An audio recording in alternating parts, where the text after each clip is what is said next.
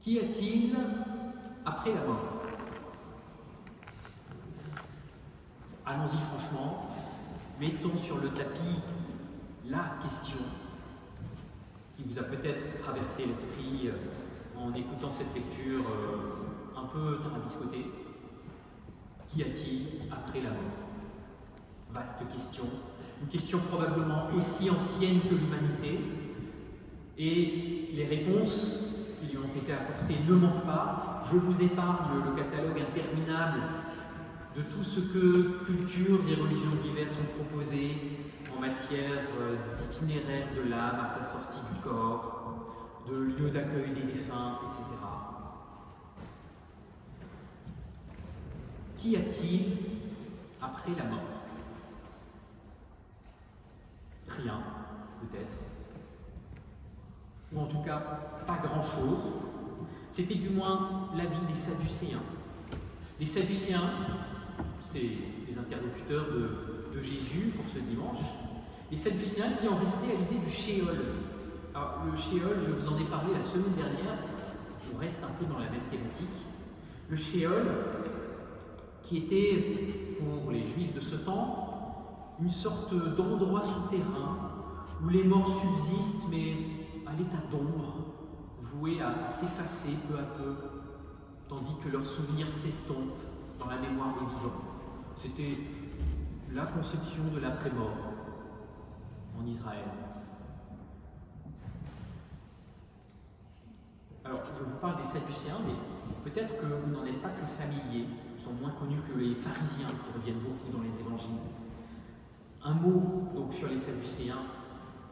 C'était au temps de Jésus des religieux qui occupaient une position privilégiée puisqu'ils administraient le temple de Jérusalem, rien que ça, et lui fournissaient ses prêtres et ses grands prêtres. Et ils formaient un parti très influent dans la vie sociale et religieuse en Juda.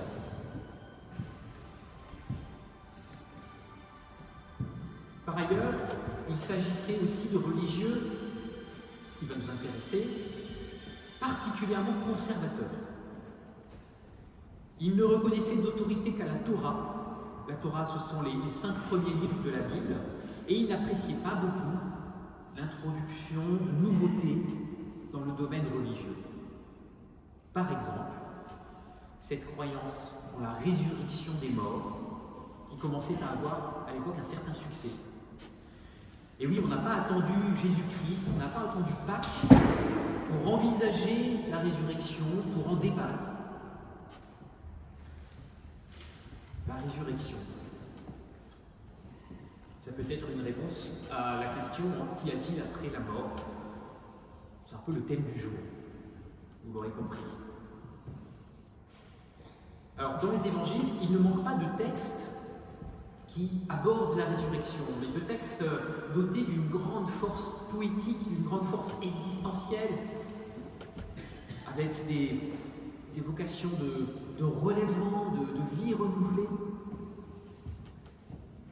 Alors malheureusement, aujourd'hui, ce qui nous est proposé, et je m'y suis tenu, c'est cette controverse, un peu plate, un peu ridicule, il faut bien le dire. Bon, la faute aux Sadducéens. Et peut-être que les Sadducéens cherchaient réellement à ridiculiser l'idée de la résurrection, l'idée d'une résurrection des morts. Pour autant, leur argumentation, en réalité, elle est assez fine, plus fine qu'il n'y paraît, et il vaut la peine de la reconstituer. Alors voilà, je vais m'y essayer. Donc, comme je vous le disais à l'instant, les Sadducéens ne jurent que par la Torah. Et dans la Torah, dans les 5 premiers livres de la Bible, on trouve une prescription, commandement, qu'on appelle le Lévira. Bon, c'est du latin, c'est pas de l'hébreu, ne cherchez pas. Une prescription selon laquelle un homme est dans l'obligation d'épouser la veuve de son frère si celui-ci est mort sans laisser d'enfant. Alors là, je vous laisse imaginer la situation, si vous avez un frère, par exemple, ou un beau-frère. Alors, si celui-ci est mort sans laisser d'enfant, plus précisément, sans laisser de fils, sans laisser d'héritier mâle pour perpétuer son nom. Et donc voici qu'un groupe de Sadducéens, un brin provocateur, vient trouver Jésus pour lui exposer ce cas d'école, un cas fictif, évidemment, on peut l'espérer. Imaginons, c'est une expérience de pensée, imaginons qu'une femme ne donne aucun fils aux 7 frères qui se succèdent conformément à la loi pour la prendre comme épouse. C'est déjà pas facile à imaginer, mais essayons. De qui sera-t-elle la femme une fois tout ce petit monde ressuscité? Voilà la question que les Sadducéens posent à Jésus. Et je ne sais pas vous, mais je vois d'ici, je me représente assez bien le sourire satisfait et narquois des Sadducéens qui pensent avoir coincé Jésus. Oui, ils estiment l'avoir mis échec et mat. Ah. On l'a eu, Jésus. Parce qu'à la résurrection, cette femme se trouverait avoir 7 maris. Or, la polygamie est strictement proscrite, selon la loi de Moïse, selon la Torah. Enfin, c'est un peu plus compliqué que ça, c'est interdit pour les femmes. Dans l'autre sens, on peut, c'est valide. Oui, c'est compliqué. Et même, ça peut être obligatoire. C'est le cas du Lévirin, puisque le frère du défunt, imaginez toujours votre frère ou votre beau-frère, peut très bien déjà être marié. Il doit prendre une deuxième femme. Toujours est-il, reprenons le raisonnement des Sadducéens, toujours est-il que la croyance en la résurrection entre en contradiction directe, frontale, si l'on suit cette logique, avec la loi de Moïse, qui est la seule et véritable autorité. CQFD. Qu'est-ce que Jésus peut bien répondre à ça?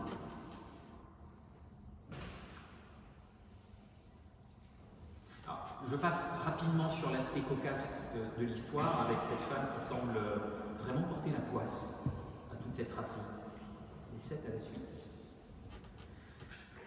Et puis je vous laisse imaginer, toujours si on suit le scénario des Sadducéens, je vous laisse imaginer quand même l'ambiance au repas de famille outre-tombe, qui se tous autour de la table.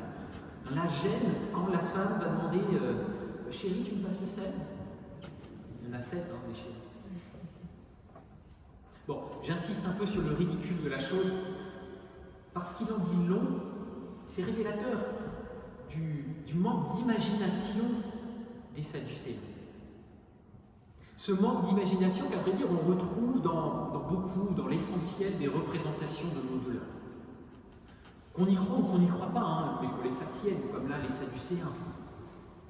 Cet au-delà, il est toujours figuré à partir de ce que l'on connaît. Si bien que les vues qui en sont proposées sont toujours très humaines en réalité, trop humaines. Trop humaines, j'allais dire, pour être crédibles. Vous regardez ce qu'on en fait au cinéma, je trouve ça toujours un peu décevant en fait, ou très décevant. C'est toujours d'une manière ou d'une autre le prolongement de ce monde-ci, avec quelques petites variantes, les éléments s'en trouvent un peu réagencés. Bon. Et bien voilà justement le premier des 3 éléments que je retiens de cette controverse et de la réplique de Jésus. La résurrection, sous peine d'être grotesque, comme ce qu'on vient d'entendre, ne peut signifier qu'une rupture. Une rupture avec les coutumes, comme la vie maritale ici. Une rupture avec les habitudes. En fait, la résurrection, ce n'est pas simplement la vie qui se poursuit presque comme si de rien n'était. C'est une rupture avec ce qui est connu. Puisque les ressuscités, nous dit Jésus, sont semblables à des anges. C'est pas mal comme perspective. Je vois Théophile Alors, attention quand même, n'allez pas imaginer les anges, là aussi, attention au cinéma, n'allez pas imaginer les anges comme des espèces de créatures emplumées, comme dans le canon de la représentation classique, vous savez. En fait, le mieux, c'est de ne rien s'imaginer du tout. Nos images, ce sera toujours nos projections.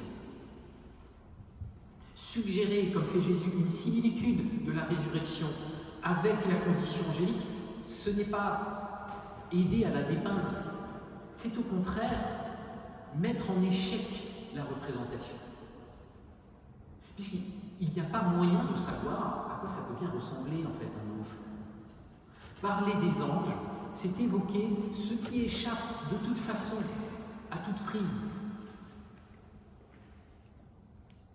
On trouve bien quelques images, quelques figurations dans le texte biblique, mais ce ne sont pas des descriptions rigoureuses, entendons-nous bien, elles sont plutôt d'ordre symbolique.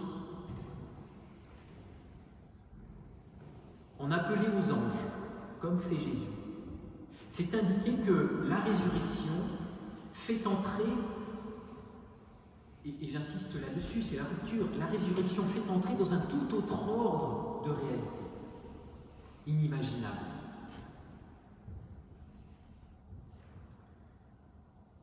Et cela ajouterais-je qu'on accorde foi à l'idée d'une survie après la mort ou non. Je crois qu'on peut dans tous les cas s'approprier ce que je viens de dire là, ce qui ressort de ce texte à propos de la résurrection. Dans tous les cas, il reste que, poétiquement si vous voulez, la résurrection ouvre et signifie même la possibilité d'une existence radicalement autre.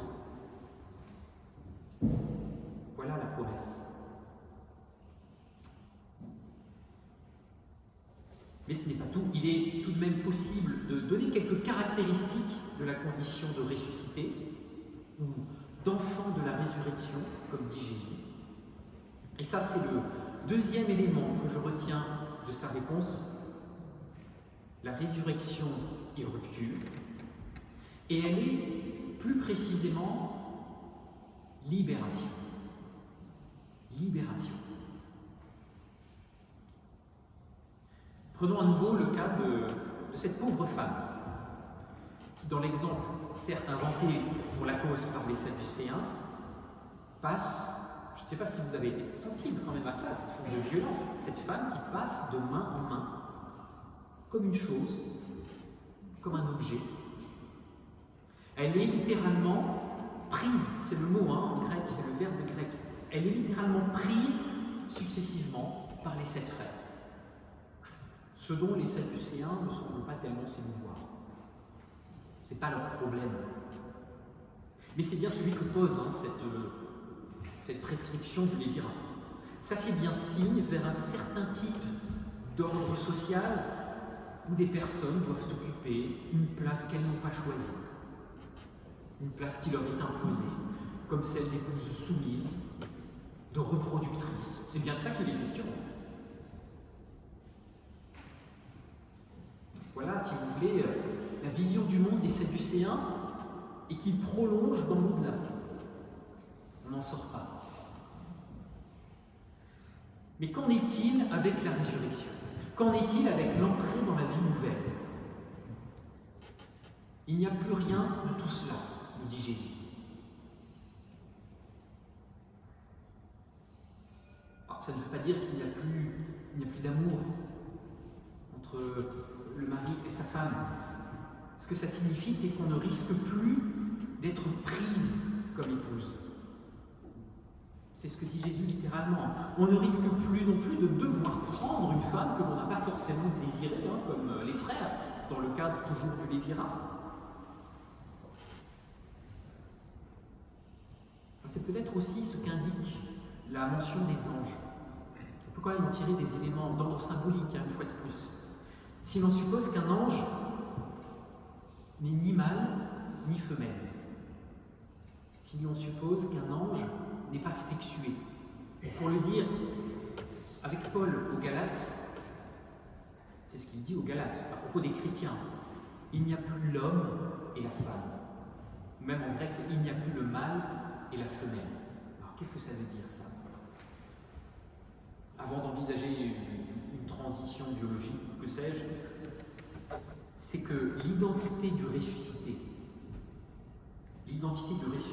n'est pas déterminée, circonscrite par son genre ou par sa capacité reproductive, qui lui vaudrait une place plus ou moins envieuse, un rôle à tenir dans un modèle de société bien structuré, comme celui que les Sadducéens laissent transparaître à leur insu, à travers l'exemple qu'ils prennent. La résurrection n'est pas la fin de toute relation, de tout amour, mais elle est libération de ce type d'ordre, disons, hiérarchique, contraignant, qui n'est pas questionné par ces prêtres conservateurs, qui le voient au contraire, naturellement, comme la norme religieuse. La résurrection est rupture et libération avec tout cela. Mais, je viens de dire à l'instant, elle n'en est pas moins relation. Et ça, c'est le troisième et dernier élément, qui ressort de la réponse de Jésus. Un élément qui est, pour commencer, dramatiquement absent de la position des Sadducéens. À aucun moment, il n'est question d'affection. À aucun moment, il n'est question, dans leurs propos, de tendresse, d'amour. Ça non plus, ce n'est pas leur problème. L'enfant qui est espéré, il n'est pas attendu pour lui-même, mais seulement ce qui permettra la transmission du nom du Père défunt et de son héritage. Et voilà pourquoi il est si important de lui susciter une descendance. Susciter. Je vous laisse un instant pour entendre résonner ce mot, ce verbe susciter. Vous entendez, je pense, la proximité avec ressusciter. Et cette proximité, elle est déjà dans le texte grec. Il y a un jeu de mots, tout simplement, mais un jeu de mots qui, je pense, désigne l'enjeu de toute cette affaire. L'opposition entre les deux regards. Pour la logique des Sadducéens, il n'y a qu'une seule façon de conjurer la mort, c'est de le faire soi-même. C'est en se dotant d'une descendance, c'est-à-dire en faisant des enfants, pour parler clairement. Il n'y a qu'ainsi que l'on assurera une forme d'immortalité. Et d'où l'insistance sur le mariage. Encore une fois, on n'est pas dans une comédie romantique, pas pour les beaux sentiments. D'où l'insistance sur la mère porteuse du futur héritier. Et je pense que le texte est très très subtil. Désolé si ça vous paraît un peu compliqué, mais je crois qu'il y a quelque chose de très ironique là-dedans, dans le fait que, dans ce cas que les Sadducéens soumettent à Jésus, on voit le résultat de cette logique. Puisque l'opération de leur propre aveu s'avère stérile. Ben oui, tous, les 7 frères et la femme, meurent sans qu'aucun enfant ne soit né. Tout ça pour ça. Voilà à quoi aura servi le Lévirat. Leur propre exemple aux Sadducéens trahit la vérité profonde de leur position, c'est qu'elle ne débouche que sur du néant.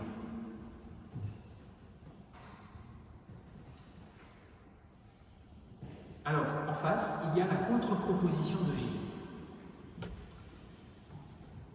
Plutôt que de vouloir susciter à toute force les enfants, pas pour les aimer, mais pour se survivre à soi-même, eh bien, c'est de se reconnaître soi-même un enfant. Se reconnaître soi-même un enfant. C'est de ressusciter en enfant de Dieu. Et ça aussi, vous le trouverez un peu partout chez Paul. C'est le cœur de notre vocation, ressusciter en enfant de Dieu, c'est-à-dire relier, je vous parlais de relation, relié à Dieu par une confiance filiale. Relié à Dieu.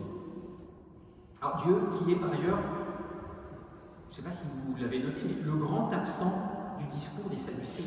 À aucun moment ils ne font mention de Dieu. Ce qui est quand même le comble pour des autorités religieuses. En fait, si Dieu intervient pour les Sadducéens, c'est seulement en amont, dans le don de la loi à Moïse. Il n'y a pas à chercher de relation vivante avec lui, en dehors du respect des prescriptions mosaïques, comme le Lévira, parmi tant d'autres, en dehors des sacrifices au temple. Dieu est assez absent dans cette conception des choses. Et pourtant, en se plaçant sur leur terrain, sur le terrain de la Torah, Jésus, lui, trouve bien trace de cette relation vivante. Notre Dieu, le Dieu d'Abraham, Dieu d'Isaac et Dieu de Jacob, nous dit Jésus, est le Dieu non des morts, mais des vivants. Il est le Dieu de chacun de ses enfants, qui peuvent lui abandonner leurs angoisses funestes concernant le lendemain, concernant la mort, le néant, pour vivre en enfant de Dieu.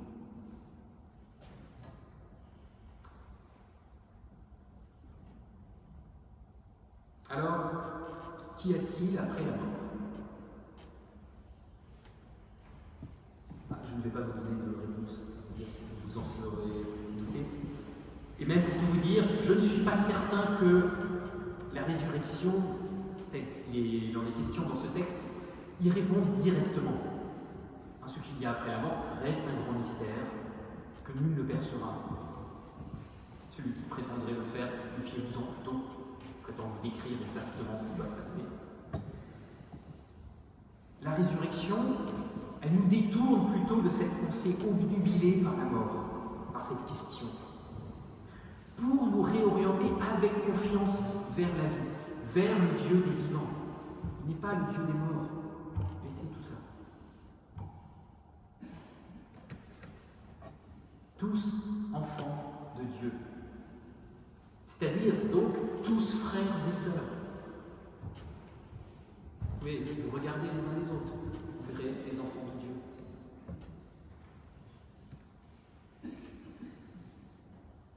Frères et sœurs, vivant la nouveauté de relations fraternelles, libérés des injonctions, libérés des carcans. Voilà la promesse qui nous est faite, voilà l'offre qui est à saisir et qui nous appartient d'actualiser sans attendre d'être morts. Soyons, dès maintenant, joyeusement, des enfants de la résurrection.